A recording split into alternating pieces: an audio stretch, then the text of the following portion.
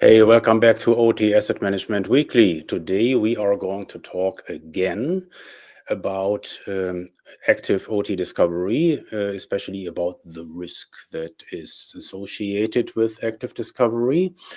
And before we look at that bigger risk picture, I will go back to the last session 2 weeks ago, where I gave you my analysis of this presentation from the 2024 S4 conference.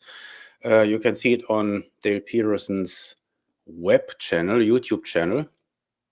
And why do we go back there? Because our researcher turns out to be the gift that keeps on giving. So he responded to the last recording of that session with a lengthy statement, lengthy.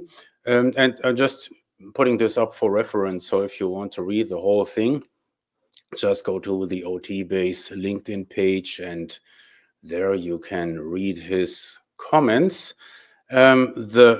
The gist of it is, as you see here, with so many words, you just make it clear that you fail to understand the basics of digital control in general and the importance of the max cycle time, in particular, lost cause. Well, I'm afraid this guy really is a lost cause, because I had made that point clear in detail, but he still keeps repeating his argument, which doesn't have any merit. And I will just try to boil it down for the broader audience who might not be so intimately familiar with digital control.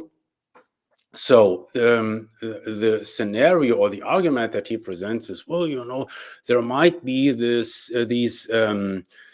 delays in the execution of the PLC program, which may be caused by an active discovery product if the PLC doesn't have a dedicated communications processor. So in the meantime, the whole argument has been reduced to micro PLCs with no dedicated communications processor. And in his opinion, the problem is with time-sensitive, or there could be a problem with time-sensitive processes. And again, this is nonsense, and it's very easy to understand why if you have an open mind or if you want to learn something about discrete control. So, for starters, the execution of a PLC program, which is the main executive, which in Siemens parlance is called OB1, that is always in a cycle, and that is almost every single time a different amount of time that is consumed, because in real life, well, guess what? You have complex control logic that is executed. So anytime that you branch because of certain process conditions, then you would jump into a function block, etc., then certainly that will have an impact on cycle time. In other words, cycle time is never identical in real world applications. And that isn't the problem. So no control engineer in the world is worried about fluctuations in cycle time. Why can we still talk about real time and control? And again, and so this is, I think, a point that IT people find hard to understand. And therefore, for this reason, I'm trying to elaborate on it once more.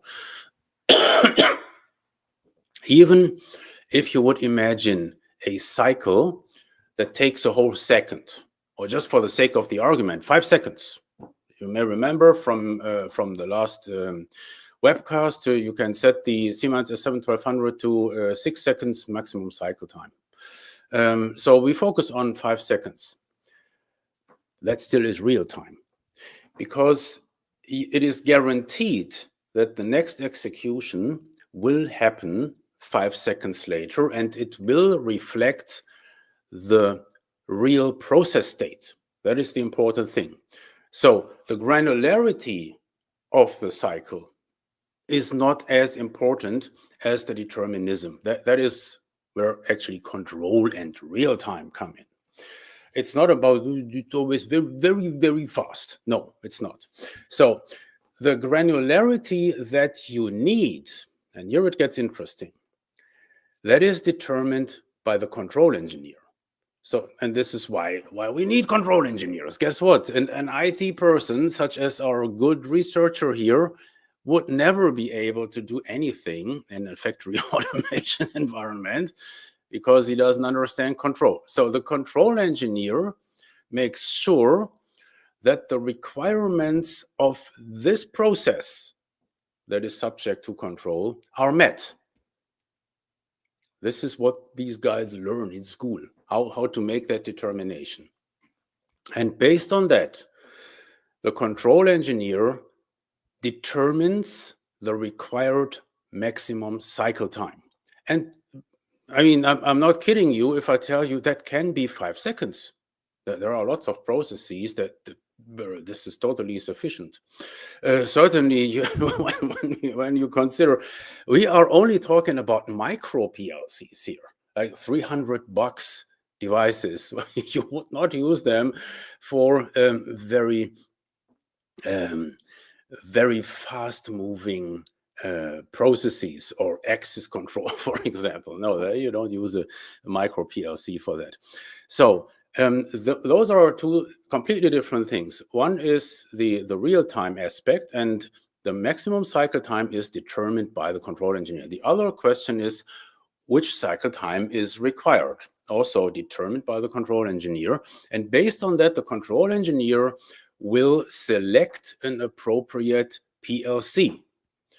That in real-world environments is not a micro PLC, but it might be, let's just say, in a 7-1500, it might be a Rockwell Control Logics, where the control engineer has made sure, okay, this machine gives me the maximum cycle time that I need. And now here's the final straw. There is also the maximum cycle time alarm. That's like the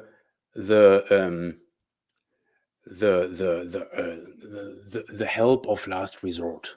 Okay, so because we are talking about control that implies determinism, the control engineer makes absolutely sure we will be fine. We will be fine. So no disaster is going to happen if it should come to the situation that the maximum cycle time is blown, which is never happening because of any communications that's going on with some IT applications, or that is not a thing. But it might happen to error situations that either the control engineer didn't have in mind, or because of some equipment failure, etc. And this is when the maximum cycle time alarm triggers. And guess what happens then? The PLC goes into a safe state, all outputs are de-energized, and it signals an error. So if we would translate that into the scenario that our researcher paints, it would mean, let's just assume, that micro PLC, the process that it controls, it's pushed over the edge. Then that PLC will stop, and the control engineer and everybody else would notice right away, okay, there is a problem. That problem could probably be traced back to that mysterious tool A that our researcher has tested. And this is how that works. So any real problem that would have to do with the delay, etc., that really matters is caught by the maximum cycle time alarm, and then the process is going to stop. Everybody will see that. There will be a post-mortem analysis, and I don't know what's going to happen in such a case that he presented, because it's so outlandish that I wouldn't even bother, because again, we were talking about a micro PLC in this particular case in a shitty test environment. So let me remind you once again This is his test environment. Nobody pointed that out. Guys, you really have to pay closer attention to details. So if you look at his Wireshark trace here, TCP retransition. I mean, this is it. It is beneath me why this was even accepted as a presentation for S4, because it's clear. It's clear for everybody to see his test network is shit. So I have no idea how anybody would come to the conclusion, oh, these results, they can be generalized and must be generalized. That is not a thing. Good. So now that we have that out of the way, let's talk about the big picture. So obviously there are some people who think that active discovery is dangerous. And since we are in this space for a couple of years now, just as a reminder, in OT-base, we only do active discovery, even though, once more, as far as we can tell, OT-base is not the tool that was pointed out there in that presentation that did cause the delay, etc. But certainly we have encountered that some people have a strong sentiment against active discovery because it could be so dangerous and disruptive. And, we also discovered that in many cases, it just doesn't make sense to try to convince them. So this is something that we try to identify early on when a prospect approaches us. Well, I would be interested in your OT asset management software. And then one of our initial questions is, well, are you afraid of active discovery? That doesn't, must not be disruptive, etc. And so we just make it very clear, OT-base only uses active discovery if you think that's dangerous or bad, then OT-base is not the right product for you. And that also is something that apparently our researcher doesn't fully understand. He seems to be under the impression that we or others would have the obligation to go on a crusade and prove to everybody how safe and non-disruptive active discovery is. No, we are not under that obligation. If you want to have a comprehensive and detailed OT asset inventory, you will come to us. And because you will also understand, I've tried everything. I've tried the threat detection products. They don't give me an accurate and comprehensive OT asset inventory. So then you come to us and we will be happy to serve you, but we don't try to persuade you. No, it's cool. You can trust us. No, we don't do that. You can figure that out on your own once that you are on the edge, once that you have some second thoughts about the alleged dangers of active discovery, then it's very simple for you to do the next step. Download the OT-based asset discovery software for free from our website. Give it a try in your test network, and then you're good to go. But the one thing that I want to point out today, so let's get into the thick of it, is that this whole idea is really not rational. So that no, we cannot do active discovery because it's so dangerous, it's so risky. That is not rational. That's more like a myth. It's a sentiment, and I will explain to you why. And I predict that some heads are going to explode. So, if that would be a thing, active discovery is so dangerous, then tell me, why didn't it pop up in any of the risk assessments that you did over the last couple of years, 10 years or something? I mean, if you are doing anything in OT security, you will have done your risk assessments. And I would just guess, I would speculate, in those risk assessments, you would have heard about some threat actors, malware. You would have heard about all the bad stuff that can. But did they also tell you about the risk associated with? Let me try to be very concrete here. with an employee or a contractor just doing an active discovery in your network. You never read that? Why? Because if it's so disruptive or potentially disruptive, that would be a real risk, I would imagine. So just think about, you wouldn't have to refer on OT, but just think about Nmap. And full disclosure is I don't recommend using Nmap in OT environments, but just for the sake of the argument. Why wasn't that pointed out in your risk assessments? Isn't that strange? If this active discovery is so dangerous and risky, why was that missed? So you should go back to the contractor, to the consultant. No, I want my money back because you failed to point out the biggest risk that we have, and that is that somebody would just execute Nmap. Isn't that strange? Let me transfer the argument. What about CrowdStrike?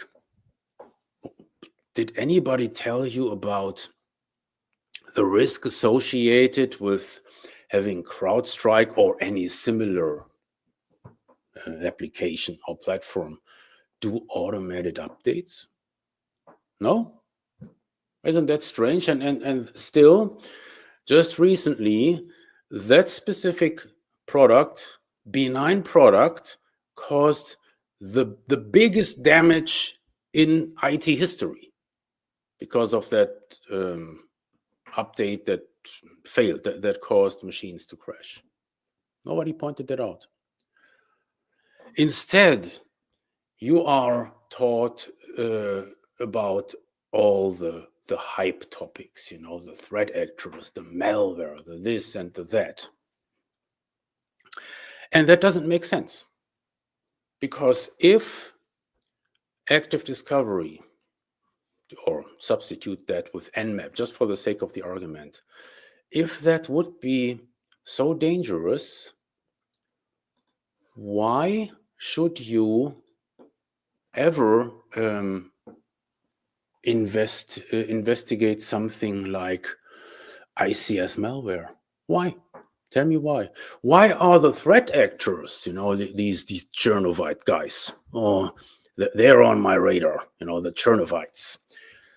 Aren't they totally stupid? Aren't they idiots? So they take all the effort and develop this complex malware. Why? They could just remotely launch Nmap if it's so disruptive. I don't get it. Pipedream is a modular ICS attack framework that an adversary could leverage to cause disruption. Well, as far as I have been told, I can cause disruption in a process network with Nmap. So I tell you, those Chernovites, I really have second thoughts about them.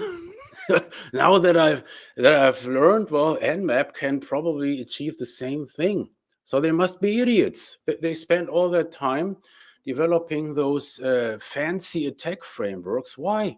Haven't they heard about Nmap? So it doesn't compute. It doesn't make any sense. Or to just mention another angle here, all the research teams that investigate new vulnerabilities, certainly not in an environment like this. So what you see here, it just that just baffles me. That's an analog control center. So that's the most secure installation when it comes to cybersecurity that you can imagine, because there is no digital stuff here. So all the instruments are analog. But anyhow, why should you bother with those new vulnerabilities that they identify? Why? Why even bother to do vulnerability management in the first place? Why bother about CVEs? Because as I have learned, all it takes is Nmap. Then you have your process disruption. It doesn't make sense. And this is what I want to point out to those who are still engaged in vulnerability management, OT security, risk assessments, and at the same time tell you how disruptive active discovery would be. That is nonsense. Guys, you have some knot in your brain. Your argument doesn't fit together. There is no logic behind that. Because if it were a fact that active discovery was really so disruptive as you allege, then this would be the very first thing, the top priority item that you would address before you engage in very remote stuff such as pipe dream and the Chernovite. Why bother with that? Nmap is something that everybody can download for free from the internet. Aren't you afraid about that? Why bother with Chernovite? You have this heavy risk on the table. So, and I hope that it will probably illustrate to some of you that this argument is that there is no logic behind that. It doesn't make sense. And I hope that some of you will reconsider, and I would be happy as well with such an outcome, that you would actually say, okay, we are convinced active discovery is very dangerous, and therefore this is the first top priority item that we address before we look into those threat reports, etc. Right? So that would at least be logically consistent. But if you turn a blind eye on that and digest all the fancy stuff, the ICS malware analysis, etc., doesn't make any sense. You're wasting your company's money. It does not make any sense. And I hope that you will consider something like this, and probably also in the bigger picture, probably also consider the fact that without active discovery, you will never have a comprehensive and detailed OT asset inventory. Without such a comprehensive and detailed OT asset inventory, you will never be able to do any effective vulnerability management. Why? Well, because you have to know exactly the products and the versions that you are running. That is a level of detail that the passive sniffing doesn't yield. Best example would be Windows PCs, right? The passive sniffing solution would probably tell you there is a box running Windows 10. Okay. What does that tell me about vulnerabilities? Well, at least I would imagine it tells you, there will most likely be a bunch of vulnerabilities on that box. That you can take that for granted, but which ones? Which ones are patched already? In order to learn about the already mitigated vulnerabilities, you must know what patches are installed on that box. The passive sniffer doesn't yield that information. Okay, so that I could say for the big picture, if you actually want to get real about OT security, if you want to establish a process, a strategy, a system that has any chance of leading you into a better future with improvements, with measurable improvements, there is no way around active discovery, my friends. Sorry. It is as simple as that. And that is the reason why we are using it in OT base. Another reason would be, since we are targeting very large enterprises with, more than 1,000 networks, it's the only technology that scales. And then certainly, as probably we of all people know, it's not disruptive. No. Otherwise, we would be out of business. So just imagine, why are some of the largest US enterprises, why are they expanding? Why are they deploying the product globally. I mean, they of all people, they would know there's a disruption potential in there. We should probably wait a second or switch to another product. No, they're going all in. So that is what I want to make you aware of. For all of those who are so hesitant and so skeptical, just think your argument through. That is my advice. And if you still say, no, it's too dangerous, okay, then act on it. So, I mean, let me give you another example. Let's just think about a culture, a community, such as the Amish. They say, no, cars are no good. We are not going to drive a car. If we have to go shopping, we take the carriage with the horse. That's fine with me. I could even say, oh, that's a nice carriage. And that's a damn fine horse that you have there. But you can't come with us on the weekend trip to Key West, because we'll be riding our, I don't know, Corvette, our Bugatti. And no, sorry, you can't come. And maybe they're happy with that, I would allege.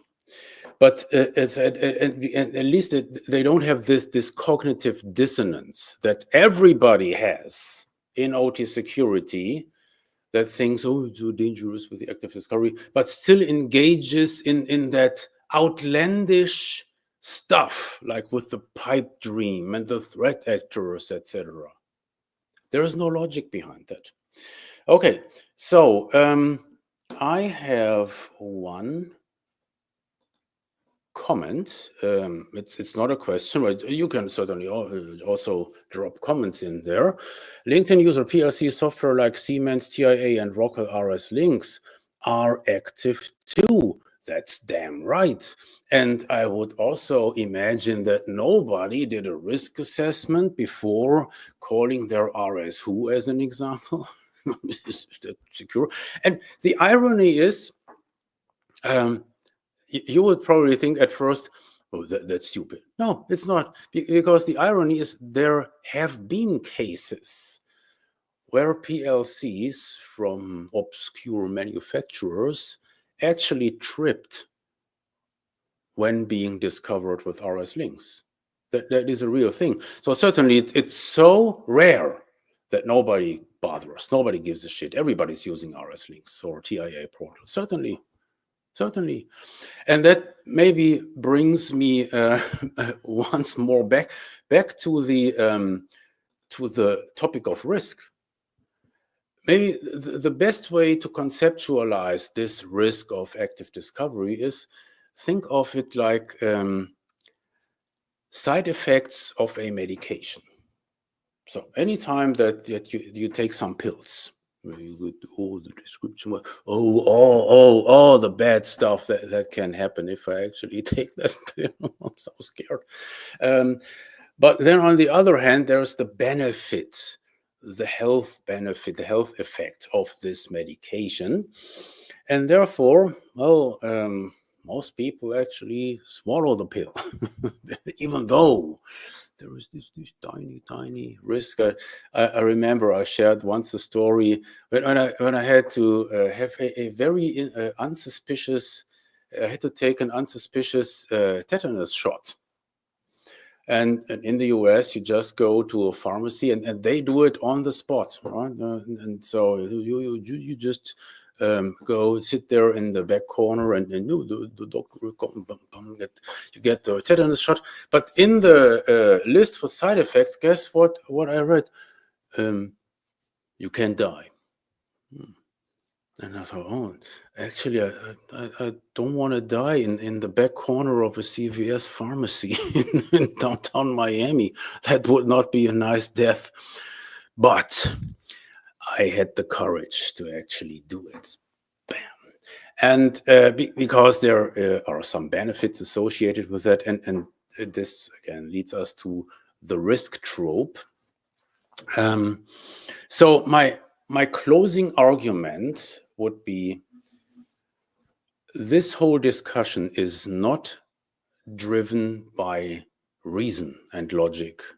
It's driven by sentiment and certainly also by agenda. So if your whole business model is based on the idea that you sell these hardware sensors, you would certainly tell everybody, oh, never use active. No, not a software-only solution. No, that is too dangerous. You just buy our stuff and put, I don't know, 100 hardware sensors in your network, reconfigure all your networks or your switches with the span ports, etc. So that discussion is not driven by logic and reason. It's driven by agenda and sentiment. And well, that's fine if that's you, but if you really want to make progress in your OT security journey, I suggest that you rethink that whole argument. That's it for today. Bye-bye. See you next time.